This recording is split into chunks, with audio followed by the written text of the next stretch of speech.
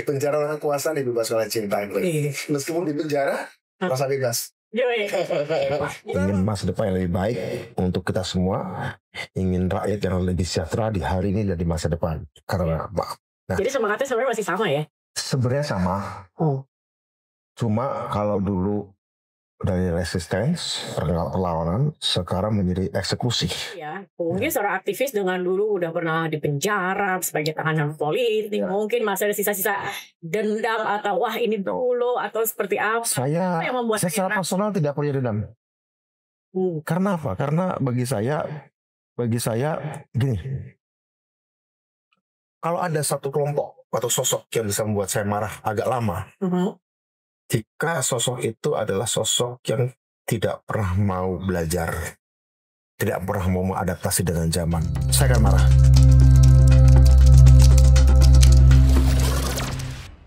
Selamat datang di Penjaga Harapan, dan di episode kali ini kita kedatangan tamu yang tentunya juga tidak kalah spesial. Beliau ini adalah dulunya seorang aktivis, pernah menjadi mantan tahanan politik. Dan sekarang ini menjadi arsitek ide besar di lingkar strategis pertahanan negara. Nah, sudah ada di sini Mas Budiman Sujatmiko yang sekarang menjadi Kepala Badan Percepatan Pengentasan Kemiskinan atau BPTASKIN. Selamat datang. Terima kasih. Budiman. Terima kasih Zakia, ya udah lama gak ketemu ya. Lama kita ketemu di podcast ini sekarang ya. Nah, acara Save the Children ya. Kita pernah ketemu sebuah acara terakhir 3 tahun yang lalu. Sekarang duduk udah beda lagi jabatannya nih. Mas Budiman, kayaknya nggak bisa melepaskan sosok Mas Budiman nih dengan simbol perlawanan saat menjadi aktivis dulu ya. Kita tahu bagaimana kerasnya, berjuangnya, ya kita ada sekarang bisa begini, mungkin salah satunya adalah karena perjuangannya Mas Budiman pada saat itu. Nah, pertanyaannya nih Mas, kalau sudah duduk di kekuasaan, berbeda gak sih Mas? Masih kepake gak idealismenya atau harus banyak kompromi terus nih dengan kekuasaan Mas? Nah, ini saya melihat kecerdikan, ketelitian Pak Prabowo ketika menempatkan saya salah satunya mantan aktivis di dalam pemerintahannya. Beliau menempatkan saya dan beberapa teman aktivis yang lain, bukan cuma saya tentu saja, di pos-pos yang memang kalau saya ngerti ya, berpihak pada korban dan berpihak pada masa depan. Kenapa? Saya mungkin sebut beberapa nama seperti Agus Jabo, Wakil Menteri Sosial, Nezar Patria, jelas itu berpihak pada masyarakat miskin juga. Mugianto, Wamenham, ya. Kemudian Pak Noel, Wakil Menteri Tenaga Kerja, itu berpihak pada korban. Ada juga berpihak pada masa depan, Wamen Komdiji, Wamen Industri, Nezar dan Faisal Reza. Dan saya juga sebagai ada ditempatkan di badan yang baru. Kalau dilihat dari pos-pos formasi penempatan beliau terhadap orang-orang yang mantan aktivis, ya sebenarnya pos-pos yang saya sebutkan tadi, digital, kemiskinan, sosial, industri, hak asasi manusia adalah tema-tema yang erat kaitannya dengan advokasi pro korban. Korban ekonomi misalnya, orang miskin, sosial, maupun gagasan-gagasan untuk investasi masa depan seperti industri maupun digital. Karena memang kalau boleh saya katakan, menjadi aktivis itu kan berpihak pada rakyat dan berpihak pada masa depan. Ingin masa depan yang lebih baik untuk kita semua, ingin rakyat yang lebih sejahtera di hari ini dan di masa depan. Karena jadi semangatnya sebenarnya masih sama ya? Sebenarnya sama.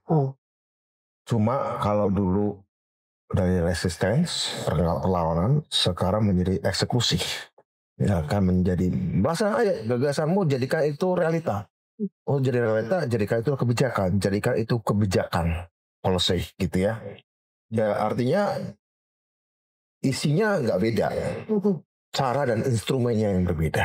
Oke. Jadi menurut saya sama. Misalnya ditaruh di pos-pos seperti itu, saya kira sangat erat kaitannya. Ya. Menarik. Nah, gagasan Mas Budiman ini kalau aku perhatikan sebenarnya visioner ya Mas ya? Bukan gagasan, Gagasan ketika dulu menjadi aktivis. Gitu ya. Ya. Saya menjaga gagasan presiden hari ini. Dan mikirnya tuh mungkin 10-20 tahun ke depan yang mungkin masyarakat atau kebanyakan orang belum sampai sana titik berpikirnya, atau jauh begitu ke depan sekali. Nah ini ketika kemudian diberi posisi yang tadi Mas Budiman bilang ya, bisa dengan semangat menolong korban dan memikirkan masa depan itu. Betul. Ini banyak resistensi atau diterima dengan tangan terbuka kayak oke. Gitu. Resistensi dari lingkungan gitu. Enggak. Ketika saya di tempat kemiskinan, banyak teman-teman aktivis saya yang dulu menganggap bahwa ya ini saatnya gitu ya. Saatnya kita merealisasikan apa yang menjadi concern kita. Saya banyak ketemu dengan teman-teman yang sejak tahun 90-an sudah mengadvokasi petani. Korban-korban penggusuran. Dan tuntutan reforma agraria. Saya bertemu dengan teman-teman KPA, Konsorsium Pembaruan Agraria, yang dulu sama-sama berjuang tahun 90-an gitu ya. Kemudian karena saya dulu banyak melakukan advokasi di perdesaan waktu jadi aktivis di Jogja dan di Jakarta. Kemudian bertemu juga dengan teman-teman, ada juga teman-teman para teknolog. Yang menarik, Zakia, ada sebagian teman yang dulu berjuang di lapangan nih, bareng-bareng. Hari ini mereka kemudian banyak terjun ke teknologi. Bukan pakai poster, bukan pakai spanduk, bukan pakai bom molotov lagi, bukan pakai bakar ban lagi, tapi mereka tetap berbicara soal problem-problem sosial. Dengan mereka itu menjadi para teknolog, menjadi para coder, menjadi software engineer, bikin drone, bikin macam-macam, bikin IoT, tapi tetap pengabdian untuk rakyat. Menyelesaikan masalah panenan, masalah pemetaan tanah, bicara soal apapun. Tapi mereka sudah masuk ke wilayah teknologi. Dan mereka bertemu dengan kami. Ayo, Mas Budiman, kita bikin kelompok. Mereka nyebutnya grassroots technologies. Teknolog akar rumput.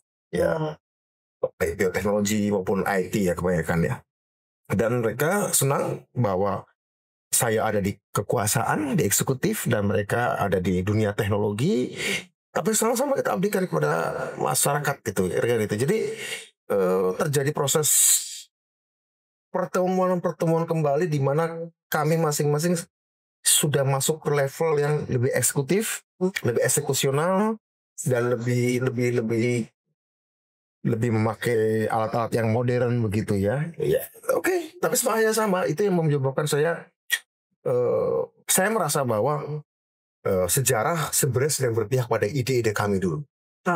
Sejarah sedang berpihak pada ide-ide kami dulu. Jadi kalau kita nggak pakai kesempatan ini untuk mengeksekusi ide-ide lama, merealisasi ide-ide lama, saya pikir ya kita akan menjadi manusia sia-sia saja. Dulu jadi aktivis cuma buang-buang umur sama buang-buang ludah aja jadinya kan. Teriak-teriak aja buang-buang ludah kan. Karena kan keputusan Mas Budiman itu untuk bergabung dengan pemerintah saat ini sempat menimbulkan banyak sekali kemudian suara-suara kontroversinya gitu. Bagaimana seorang Budiman Sujatmiko yang dulu mungkin bisa dikatakan punya masa lalu ya, sekarang bisa kemudian menjadi bersatu dengan Pak Prabowo begitu. Pak Prabowo.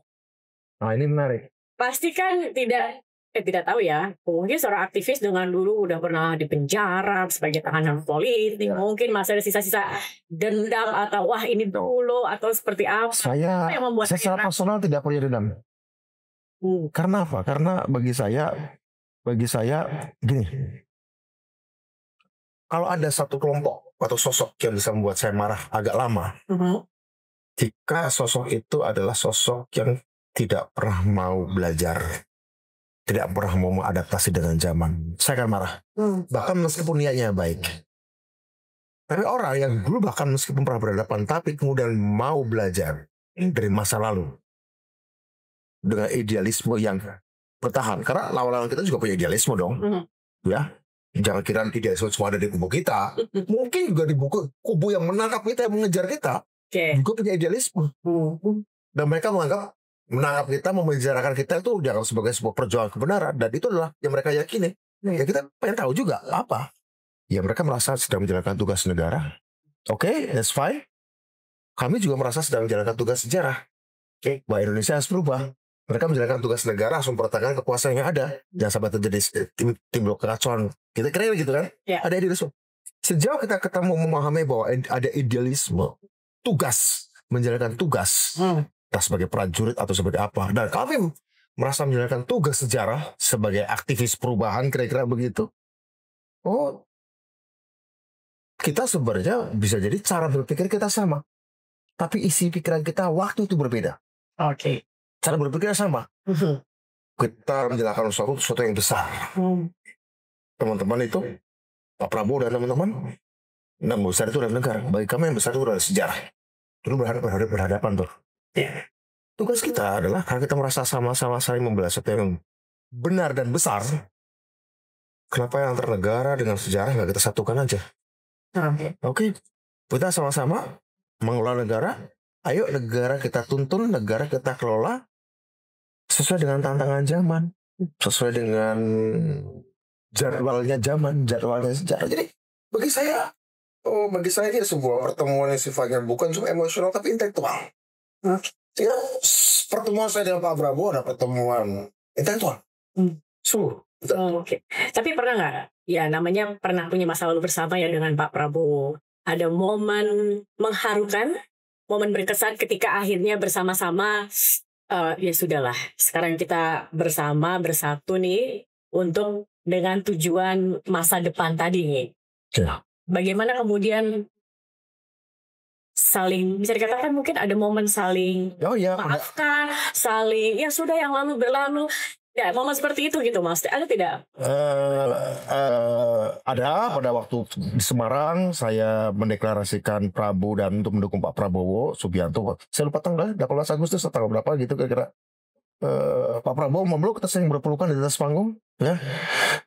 Dan saya katakan juga tidak keliru sebelumnya bahwa kita punya mimpi yang sama. Tantangan zaman 25 tahun, setiap zaman itu setiap 25 tahun ganti tantangan, ganti prioritas. Dulu kita pernah berhadapan tadi, tapi sekarang prioritas kita adalah Indonesia bersatu. Dulu Indonesia bisa berbeda, itu cara untuk menyelamatkan Indonesia. Bahwa perbedaan itu sah, perbedaan itu harus diakui. Kritik itu harus diakui wajar. Penghormatan atas perbedaan itu adalah satu-satunya cara untuk menyelamatkan Indonesia. 25 tahun kemudian, untuk menyelamatkan Indonesia adalah bersatu. Dan waktu itu bagaimana tanggapannya Pak Prabowo ketika Mas Budiman? Untungnya Pak Prabowo adalah juga seorang pembaca. Pembaca buku, pembaca tata zaman, lahir dari tradisi keluarga intelektual, juga pernah punya banyak pengalaman lapangan, hidup mati dan nyaris mati di lapangan. Kebetulan kami teman-teman aktivis juga membangun tradisi yang sama kurang lebih. Membaca, menulis, berdebat, berdemo, nyaris mati, nyaris tembak, nyaris ya disiksa juga sering gitu ya. Ya kita pernah ada dalam situasi nyaris mati beberapa kali. Kita bisa menghargai orang yang juga punya pengalaman yang sama. Meskipun itu dari kubu yang berbeda, kita akan lebih menghargai itu, lebih memahami.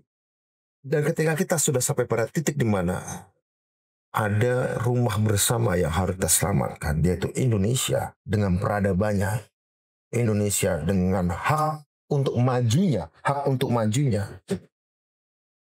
Indonesia dengan anak-anak mudanya yang punya hak untuk masa depannya. Pada saat seperti itu, kita merasa bahwa pengalaman nyaris matinya Pak Prabowo dan teman-temannya, pengalaman nyaris matinya kami dengan teman-teman kami, itu adalah harga yang mahal, tapi harus kita bayar. Bukan untuk diri kami sendiri. Kalau sudah untuk diri kami sendiri, ya dari dulu kita berkarir aja di pemerintahannya Orde Baru, toh. Saya kadang-kadang selalu diingatkan, oh ya, untuk apa saya dulu jadi aktivis ya? Untuk apa saya dulu dengan teman-teman? Ya, satu, ingin menghilangkan kemiskinan. Kedua, ingin menghilangkan kebodohan atau keterbelakangan dan buat Indonesia maju. Sesimpel itu. Dan Pak Prabowo datang ke arah sana, dan menurut kami Pak Prabowo sudah selesai dengan dirinya, sudah lama selesai dengan dirinya, dan kami dari dulu juga sudah merasa selesai dengan diri kami gitu ya. Ya sih, kami merasa terpanggil untuk memikirkan yang besar karena kita merasa sudah oke, apain lagi sih gitu kan. Menurut kami itu. Maaf kalau agak sombong, tapi ya kami juga mau nyari apa gitu. Nyari Oke. apa? Oke, nah sekarang kan Mas Budiman diberikan satu amanah nih, tanggung jawab besar untuk mengentaskan kemiskinan. Ini sebenarnya kalau bisa dibilang tugas yang dibilang gampang sulit. Karena dari dulu sampai sekarang namanya kemiskinan ini sangat sulit begitu ya Mas ya, untuk dientaskan begitu. Nah, Mas Budiman kalau kita melihat data saja, data kemiskinan di Indonesia, Yes. ini masih kacau Mas. Masih banyak yang salah sasaran. Belum ada data yang mungkin bisa dibilang akurat terkait kemiskinan. Nah, untuk menyelesaikan kemiskinan dengan data yang masih belum firm begitu, bagaimana Mas Budiman memulainya nih untuk mengentaskan kemiskinan ini? Oh gini, bekerja tanpa pedoman itu lebih buruk daripada bekerja dengan pedoman yang salah. Oke? Bekerja tanpa pedoman itu lebih buruk daripada bekerja dengan pengaduman yang belum lengkap. Hari ini pemerintah sudah menetapkan DTSN, data lembaga ya, untuk sosial ekonomi nasional. Itu diserahkan BPS, sudah ada impres. Itu menjadi kewenangan BPS, Badan Pusat Statistik. Itulah menjadi acuan kami bekerja. Jadi dengan data World Bank ya? Ya, kita aparatur bangsa Indonesia ya. Kita aparatur bangsa Indonesia ya. Kita bekerja di tempat presiden adalah data dari yang dikeluarkan oleh BPS. Ya. Jadi keacuannya ke arah sana. Mungkin kurang sempurna, mungkin kurang tajam, tapi itu jauh lebih ketimbang banyaknya versi. Lagi pula, data di sebuah BPS memang menjadi tujuan utama kami. Data itu bisa dibunyikan untuk mengatasi kemiskinan ekstrim. Mungkin ukuran World Bank tertentu. Sehingga jumlah orang miskin kita banyak. Banyak sekali dan jauh bedanya kan. World Bank itu sekitar 60,3%, kita 8,57%. Sekitar 24 juta. Ya. Tapi yang mau kita sasar terlebih dahulu memang hari ini oleh Pak Prabowo, Presiden Prabowo adalah kemiskinan absolut. Oke. Kemiskinan ekstrim. Apapun versi datanya kemiskinan ekstrim. Ini. Oke. Nah programnya apa aja tuh Mas Budiman? Kan nggak usah kita bicara World Bank dulu. Ya, Kadang-kadang data warga miskin ini ada yang tidak terdata, ada yang salah sasaran, yang ternyata tidak miskin tetapi dapat bantuan, misalnya seperti itu. Itu kritik kita juga. Nah itu bagaimana tuh Mas? Ya dengan ada tadi DTSN akan dirapkan karena selama ada beberapa versi. Ada versi Bappenas, Resosek, ada versi Kemenko PMK waktu itu namanya P3KE. Ada DTKS versinya Kemensos yang miskinnya. Hal ini lagi direkonsiliasi oleh BPS. Jadi ada satu data besar atau Data besar yang terpadu itu DTSN memadukan dari Resosek ada, dari P3K ada, dari DTKS ada. Nah, satu itu dari sumber datanya sendiri, source of datanya. Kedua, di dalam verifikasinya selain 3 versi di Indonesia sendiri ada 3 versi, juga instrumen untuk melakukan verifikasinya itu kadang-kadang masih ada yang statis, ada yang sangat detail, tapi kurang dinamis updatingnya. Saya nggak tahu sebut yang mana. Ada yang update-nya cukup cepat, tapi kurang tajam, kurang mendalam. Oke, kurang detail. Kurang detail alamat rumahnya segala macam. Karena ini kan menjadi masalah juga ya. Gitu. Nah, antara 3 tadi sumber dari Resosek, dari P3KE, dari DTKS, ini direkonsiliasi dalam DTSN, dan itu dikerjakan oleh BPS. Sehingga kami akan menggunakan data itu. Data itu tetap harus ada dinamisnya. Kapan selesainya itu? Ya sudah diproses ya. Sudah diproses. Tadi bisa tanya BPS ya. Tapi intinya serta dari data itu kami Badan Percepatan Pengentasan Kemiskinan fungsinya apa? Fungsinya pertama-tama sebenarnya adalah menyusun rencana induk percepatan pengentasan kemiskinan. Rencana induk itu artinya inilah yang nanti akan menjadi acuan kementerian-kementerian lembaga dan Pemda, provinsi ataupun kabupaten kota acuan ke sini. Karena apa? Selama ini kan kemiskinan nyaris ada di semua kementerian dan lembaga. Setiap Pemda juga ada program-program itu. Tapi dalam pengalaman saya dan bacaan saya dan diskusi saya dengan mantan presiden Brazil yang dianggap menjadi salah satu yang sukses dalam menuntaskan kemiskinan di Brazil, Dan saat saya belajar tentang Cina yang negara yang dia sukses juga mengentaskan 800 juta rakyatnya yang miskin dalam 40 tahun terakhir, saya sampai berkesimpulan bahwa pengentasan kemiskinan itu tidak lagi cukup dengan mengurangi beban rakyat miskin.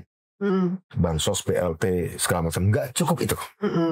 Kalau itu saya sering bilang, itu sama saja seperti ngelempar pelampung ke orang yang mau tenggelam.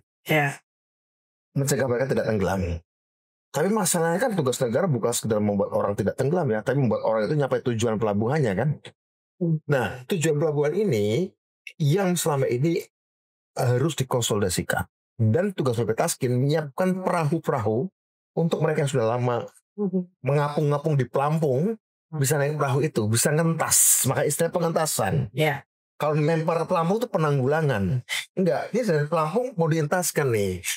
Nah, selama ini banyak yang terlalu asik di pelampung itu, nggak lulus, nggak ngentas. Kita sering diskusi dengan Pak Menteri Sosial. Salah satu masalah terbesar yang mereka hadapi adalah gimana membuat orang mau keluar dari pelampung gitu. Udah di zona nyaman ya. Di zona nyaman, kalau di pelampung. Kamu naik perahu, kamu harus ke pelabuhan dong. Jadi bisa dikatakan bantuan yang berkembang begitu ya.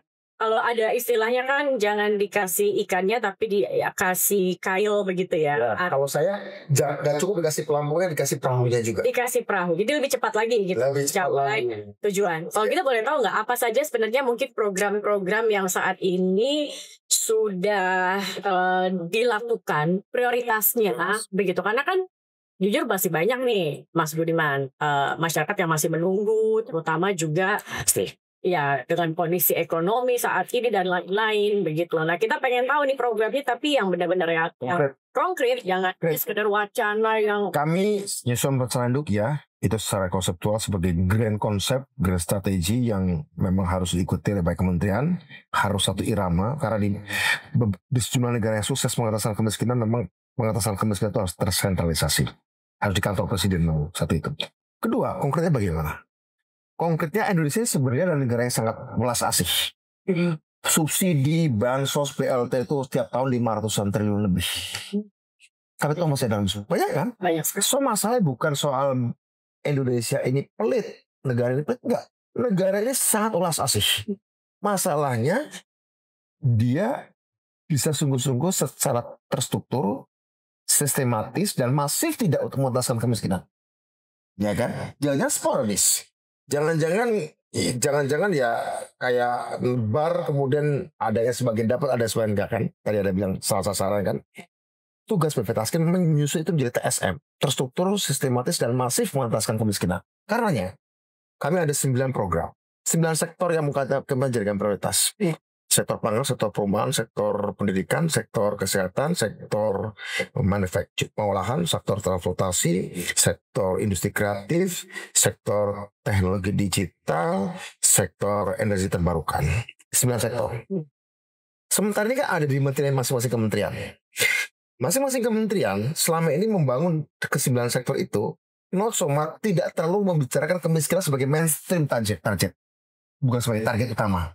Tugas BP Taskin adalah, yes, dijalankan oleh kementerian itu, tapi kami memastikan bahwa ada program-program dari kementerian atas itu yang memang berdampak pada pengatasan kemiskinan. Sehingga misalnya contoh, kementerian industri. Bukan cuma membuat kawasan-kawasan ekonomi khusus, industri-industri berat. Tapi ada nggak porsi untuk ketika ada investasi bagi industrialisasi, orang miskin di wilayah tempat investasi itu tentaskan. Sehingga memastikanlah penyerapan tenaga kerja di situ. Jika tidak cukup punya kapasitas, pastikanlah ada training dan pelatihan. Jika tidak, kemudian ketika investasi, pasarnya di mana? Bagaimana kita membangun jalur distribusi yang melibatkan orang miskin di dalam jalur distribusi itu? Kami mungkin memastikan itu. Caranya gimana? Caranya kita memberikan rekomendasi dan monitoring pada masing-masing kementerian. Kedua, di dalam pasal 6 ya disebutkan kami juga bisa menjalankan tugas-tugas khusus yang diberikan oleh Presiden. Yang kami tafsirkan adalah, dan kami harus laporkan kepada Presiden adalah, kami bisa mengkoeksekusi bersama kementerian bersangkutan skema-skema pengatasan kemiskinan yang menurut standar rencana induk kami. Oke. Karena rencana induk kami bukan milik kami, milik semua. Contoh, saya sudah bertemu dengan Menteri Pertanian. Menteri Pertanian punya program soal sumber pangan segala macam. Tapi kita udah sepakat untuk kita udah ngobrol, yuk pilih 15 kabupaten termiskin di setiap provinsi, di 15 provinsi. Paling termiskin mana sih Mas Budi? Ya, gini, ada 15 provinsi yang sudah dipilih ya. Ada NTT, ada NTB, ada Jawa misalnya. Contoh di Jawa Tengah yang paling miskin Brebes, di Jawa Barat yang paling miskin Kuningan, di provinsi lain mana. Kita harus pilih kabupaten itu dengan data yang sangat lengkap dari BPS, alamatnya di mana, namanya siapa, pekerja apa, yang paling miskin, di mana kantong-kantong kemiskinan itu. Nanti kemudian kita dorong investasi ke sana. Dorong CSR ke sana di sektor pangan dengan Kementerian Pertanian. Dengan Badan Gizi Nasional. Badan Gizi Nasional ini membangun dapur. Oke. Tapi khusus kami BB Tasking kerjasamanya adalah khusus untuk dapur-dapur di wilayah kantong-kantong kemiskinan. Di dapur-dapur di wilayah 3T, terisolir terdepan ya. Itu kami akan melakukan proses pembuatan dan monitoring dapur-dapur itu bersama BGN. BGN yang melakukan seleksi kriteria dapur seperti apa. Menarik bahwa untuk wilayah khusus kantong kemiskinan maupun daerah 3T ada beberapa prasyarat yang dilonggarkan. Misalnya dapur standar minimum si penerima manfaatnya harus 3.000 murid.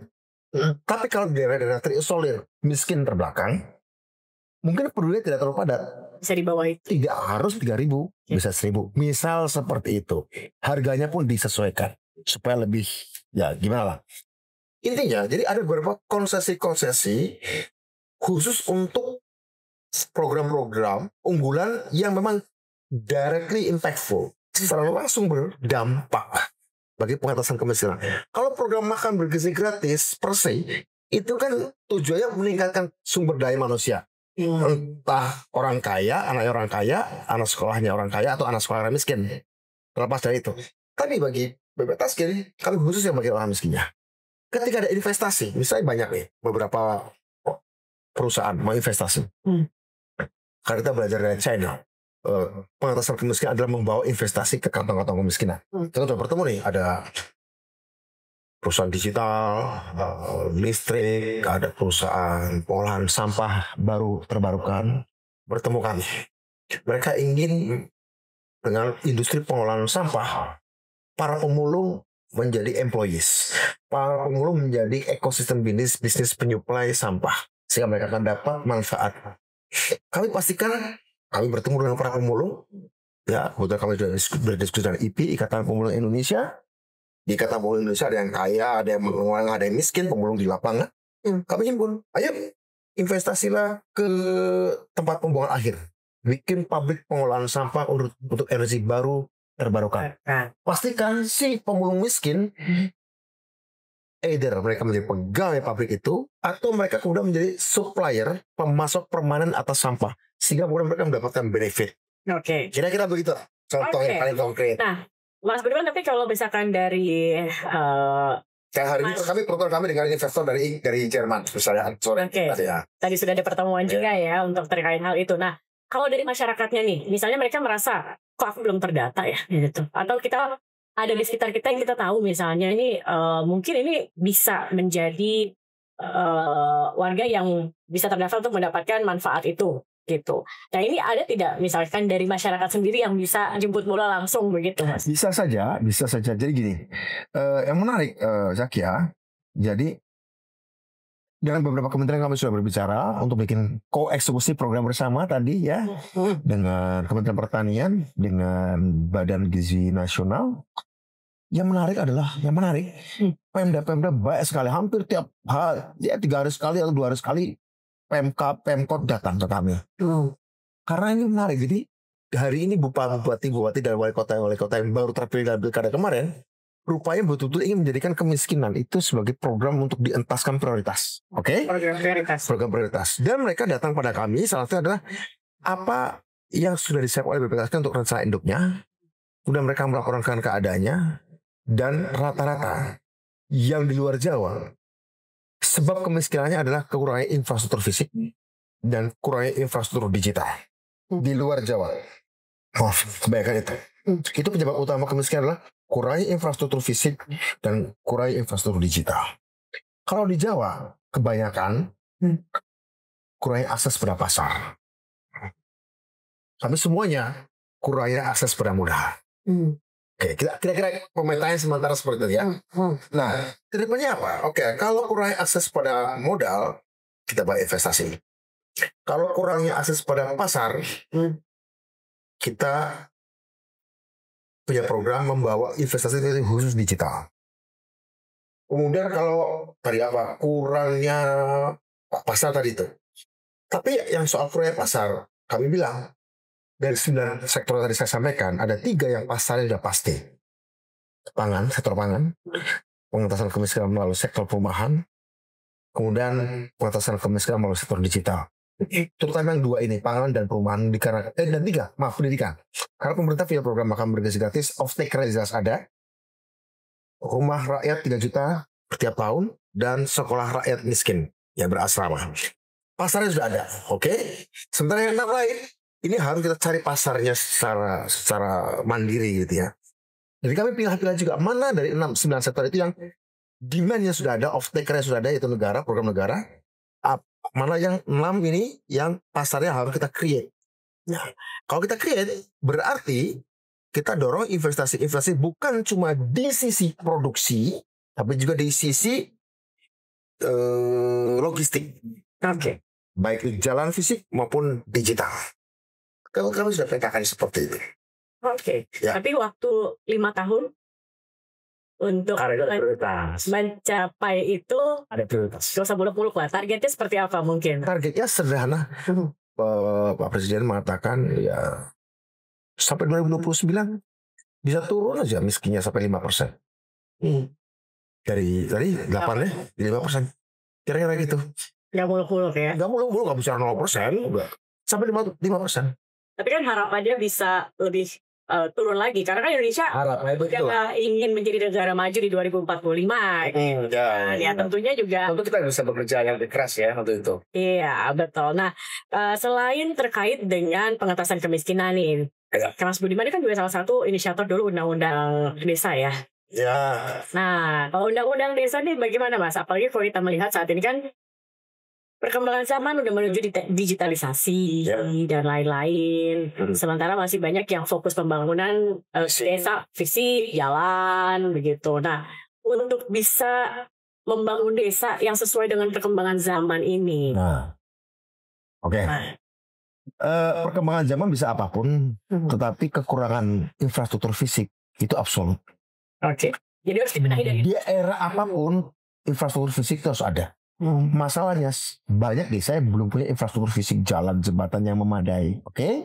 Sehingga wajar dalam 10 tahun terakhir kemarin dana desa dipakai untuk membangun infrastruktur fisik, jalan, sorokan, jembatan desa ataupun penghubung antar desa. Wajar. Tapi hari ini betul yang dikatakan Zakia, infrastrukturnya bukan lagi fisik. Harus digital dong. Harus digital. Bisa beriringan. Sekarang shift-nya ke arah sana. Shift-nya ke arah sana.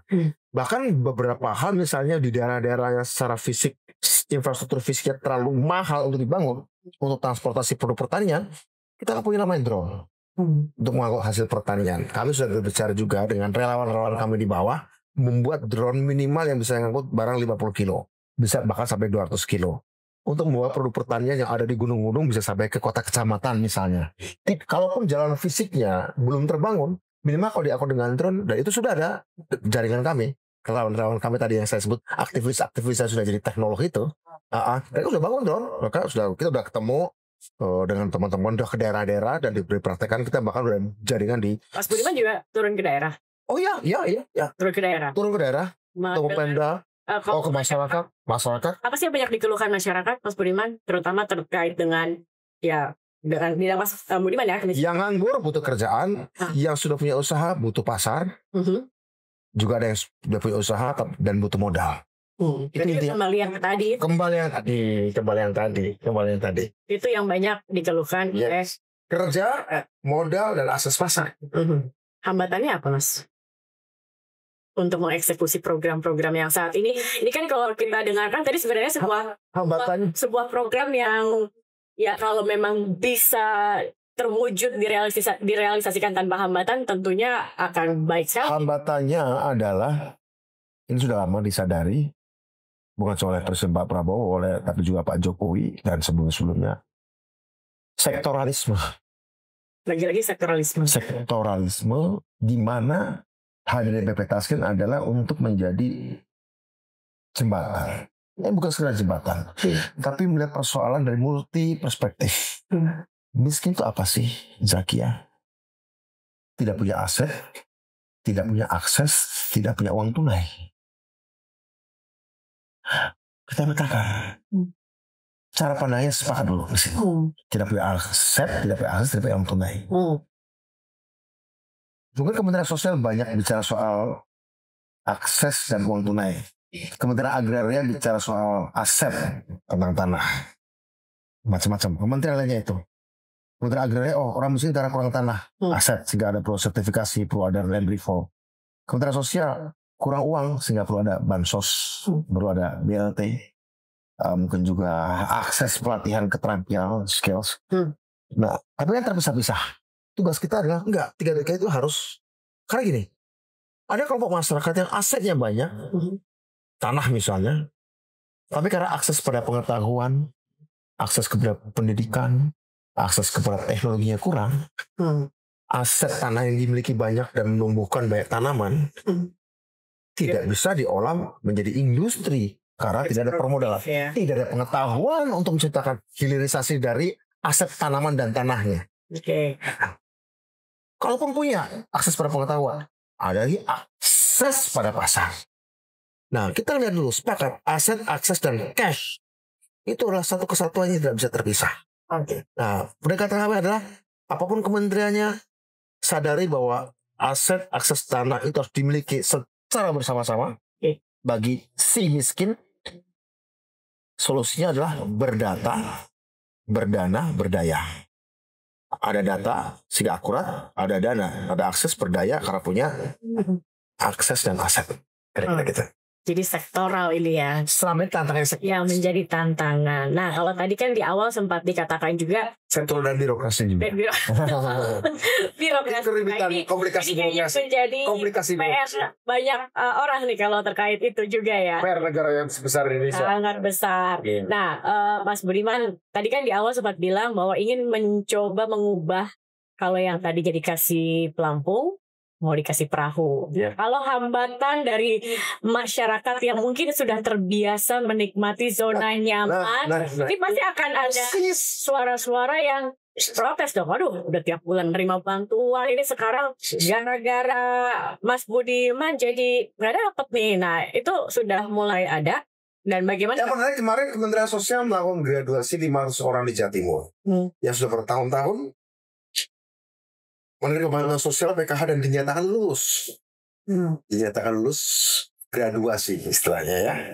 Mereka mengundang kami BP Taskin karena kami sudah bicara Kementerian Sosial pembagian kerja. Tugas Kementerian Sosial adalah membagi pelaku yang banyak banget itu. Tugas kami adalah menyusun armada perahunya. Kira-kira gitu. Kemarin Kementerian Sosial nyetor 500 nama dari Jawa Timur. Ayo latih mereka untuk mengendalikan perahu. Kira-kira gitu ya. Sudah ada. Udah ya. Sudah ada, dimulai ya. Itu gak ada teriakan dari masyarakat ya? Ya, bukti mereka mau lulus. Mau. Mereka tidak merasa di zona nyaman sekolah SD terus. Pengen jadi SMP gitu. Atau itu. Ya tentu saja tidak mudah. Indonesia. Udah pertanyaan tadi, apakah tidak ada zona nyaman? Betul. Karena apa? Begitu naik perahu, kamu ditutup menjadi entrepreneur. Dari orang miskin jadi entrepreneur. Coba revolusi mindset macam apa yang harus dilakukan. Luar biasa kan. Untuk entrepreneur kan syaratnya dia harus berani ambil risiko. Sementara hidup mereka minimum resiko. Kedua inovatif. Sementara hidup mereka ya hanya lihat uang cash yang datang turun dari langit negara gitu kan. Sementara harus inovatif. Ini tantangannya. Ini tantangannya. Maksud saya begini, ini ada diskusi yang belum selesai, belum mencapai kesimpulan atau sebenarnya kami tidak mau udah nggak usah diskusi lagi. Mumpung kita fakta apa yang kita yakini aja.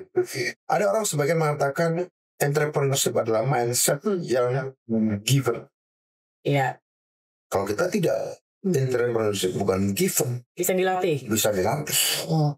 Tidak setiap orang bisa jadi entrepreneur. Tapi butuh modal loh jadi entrepreneur itu. Sepakat. Tapi apa modal terbesar dari setiap manusia? Akal. Wah, benar. Coba aku jadi senang karena wawancara juga cerdas. Oh iya. Alhamdulillah. Akal terus kamu nggak butuh nggak lebih dari 10 detik untuk menjawabnya. Serius akal. From brain to brand. Komunitas atau bangsa yang maju adalah mulai dari brand berujung pada brand. Di tengahnya ada logistik, ada raw materials, ada production, assembly. Indonesia tuh kebanyakan mengandalkan raw materials bahan mentah. Ada production itu pun cuma assembly. Perakitan otaknya orang luar. Era Pak Jokowi sudah memperbaiki logistik. Tapi yang kita belum sungguh-sungguh lakukan adalah kita ini kosong di pangkal dan di ujung. Di brandnya nggak terkonsolidasi, brandnya kita nggak kuat. From brand to brand. Kalau bahasa Indonesianya dari pakarnya mengumpulkan pakar sampai menaklukkan pasar.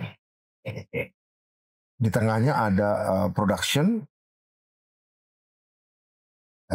raw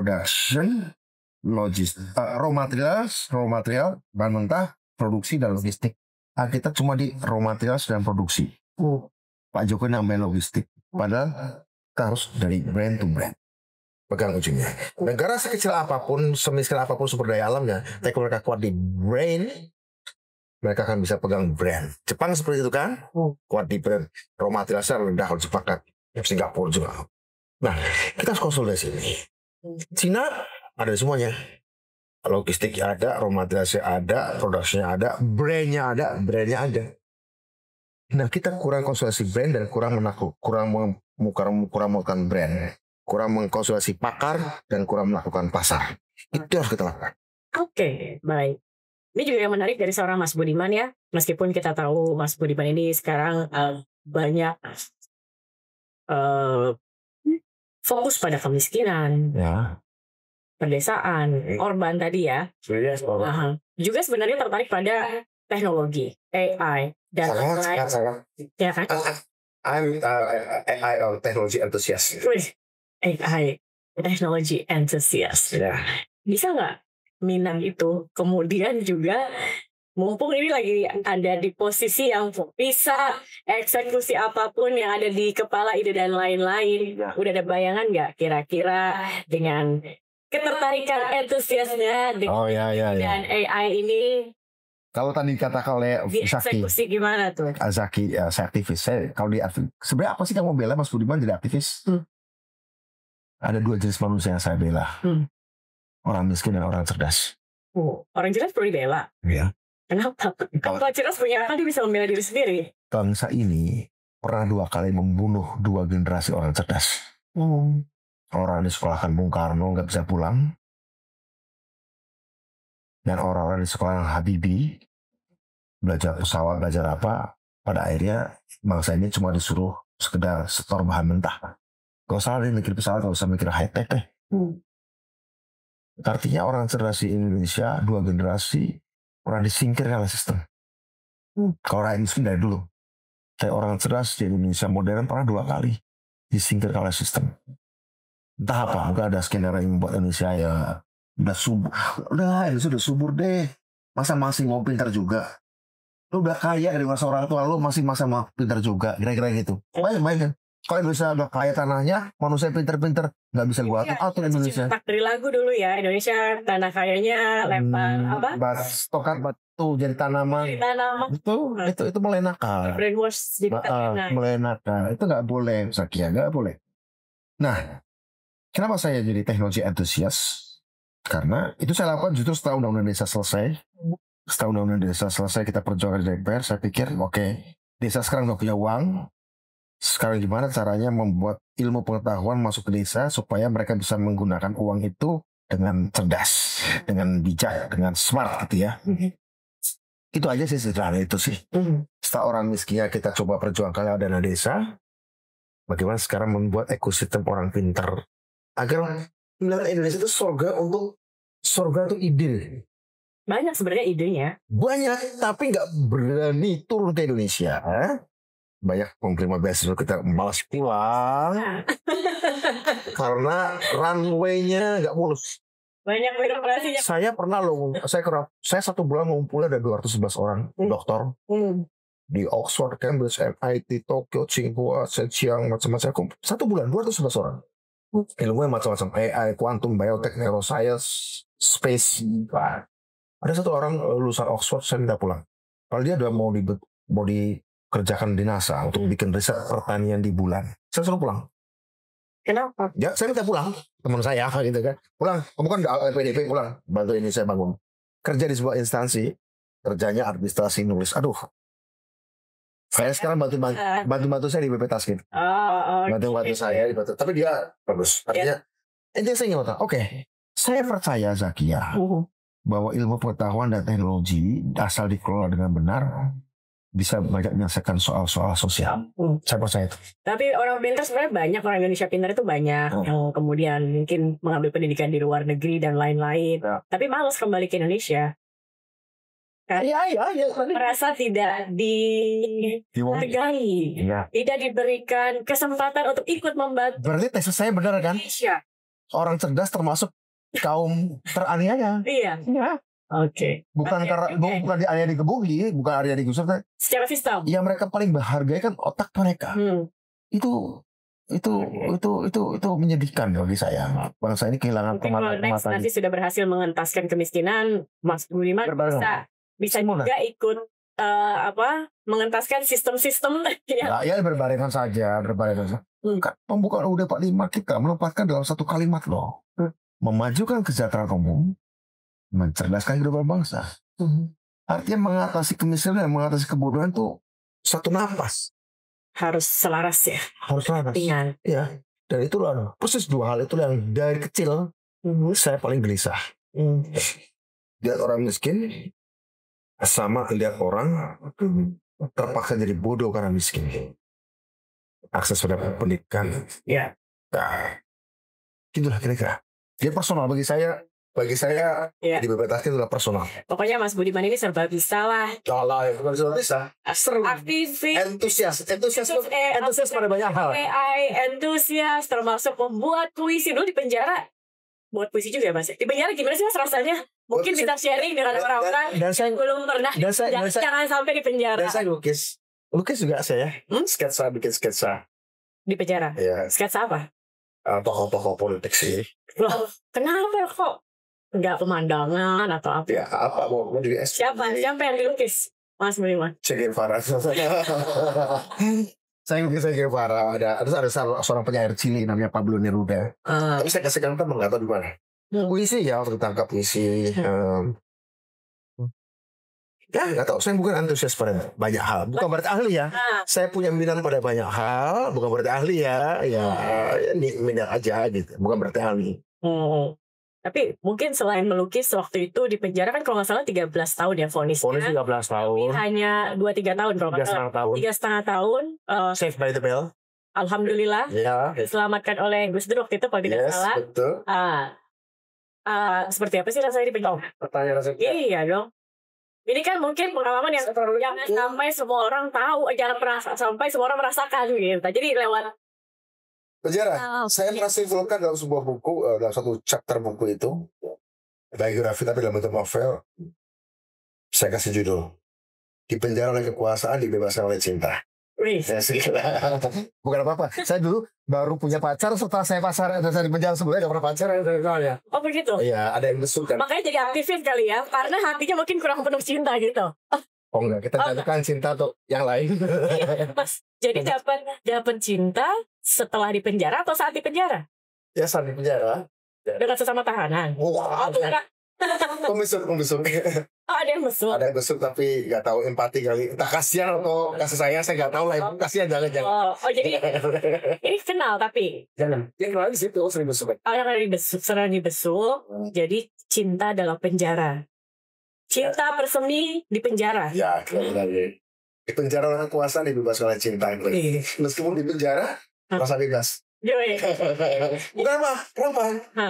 Kenapa saya akhirnya bisa ngebaca? Mungkin karena saya gabut kali ya di penjara ya.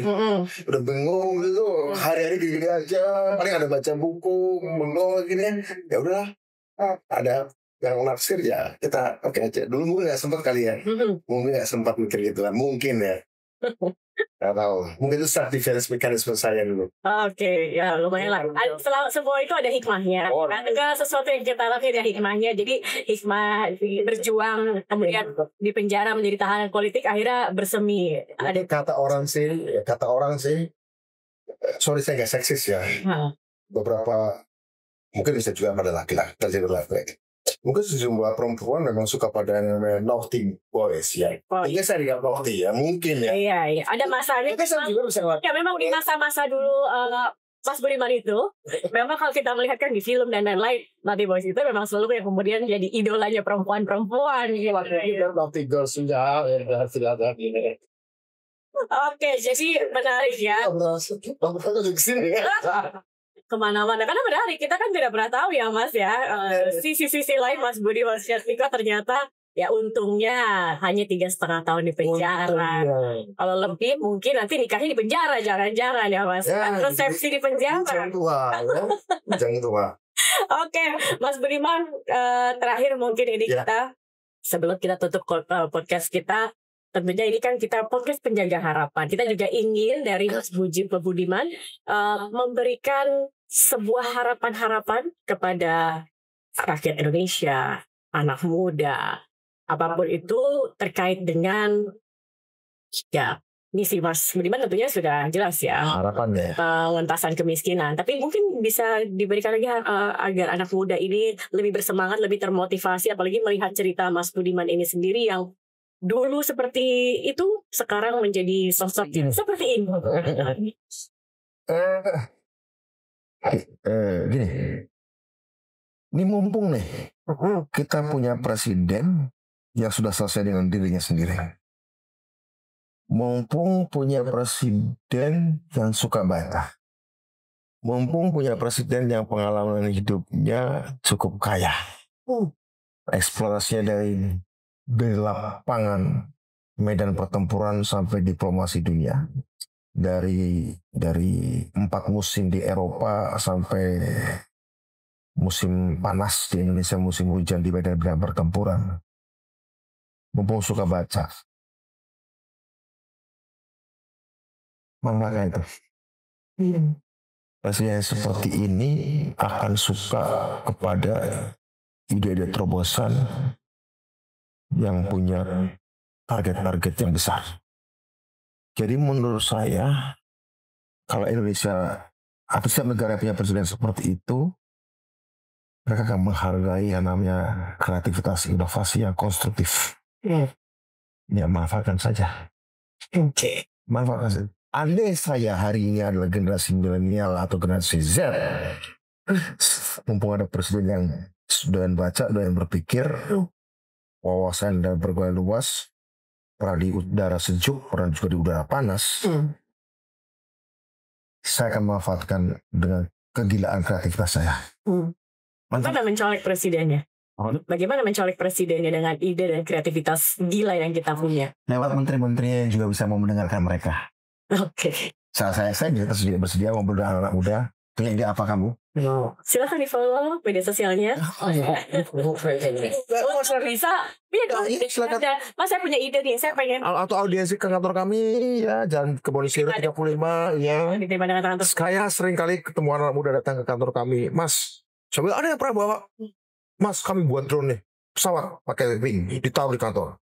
Diskusi. Oke, drone-nya apa aja? Diterangkan drone yang bisa ngangkut 100 kilo dibawa. Bisa ngangkut 100 kilo, bisa membawa produk pertanian dari mana-mana. Ini kita punya produk IoT, ini kita produk rekayasa beras, benih beras kan dibawa. Mereka, ayo ngobrol kita. Kayak gitu. Oke. Jadi jangan takut. Masyarakat, terutama anak-anak muda yang punya ide, inovasi. Ya, betul. Bahkan ketika ide dan inovasi itu dianggap gila oleh orang lain, Tapi kalau memang kemudian itu bisa membawa banyak manfaat untuk banyak orang, Ya pasti bisa disampaikan bisa. salah satunya ke Mas Budiman. Salah satu. Dan tadi katanya ke kementerian lainnya. Oh bisa ke kementerian lain. Kita menunggu, siapa tahu itu bisa juga memajukan Indonesia ke depannya. Kan kita tidak pernah tahu ya Mas ya, dari mana ide atau inovasi itu datang ya. Ya nggak tahu. Karena Oke. lain lama juga banyak aja lah. Oke, Mas Budiman terima kasih Terima banyak kasih ya. hadir. Mungkin mau berpuisi sedikit Mas? Ada, saya nggak bisa berpuisi kecuali kalau kepepet. Oh, benar. Oke, terima kasih. Semoga tadi obrolan saya dengan Mas Budiman juga bisa memberikan gambaran bagaimana sebenarnya juga saat ini Mas Budiman sudah bekerja untuk mengentaskan kemiskinan, apa saja yang sudah dilakukan, dan tentunya juga melihat sisi-sisi lain dari Mas Budiman Sujatmiko. Terima kasih Mas, kita bertemu lagi di episode selanjutnya. Sampai jumpa Mas Budiman.